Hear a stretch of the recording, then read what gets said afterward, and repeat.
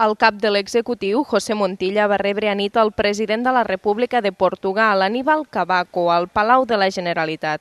Una visita oficial que demostra que les relacions entre Catalunya i Portugal són sòlides i es van enfortint cada dia més. En aquesta línia, el president Montilla ha proposat reforçar la col·laboració transfronterera amb Portugal en l'àmbit de l'energia. Ho ha afirmat en el marc del Fòrum Ibèric de Barcelona, una trobada que té per objectiu el debat i la cooperació empresarial a la península.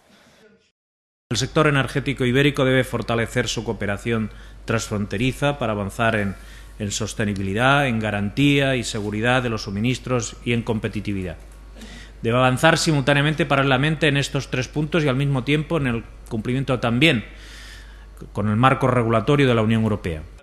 La biomedicina ha estat un altre punt en l'agenda dels presidents que han visitat el Parc de Recerca Biomèdica de Barcelona, un centre de referència en investigació a Europa.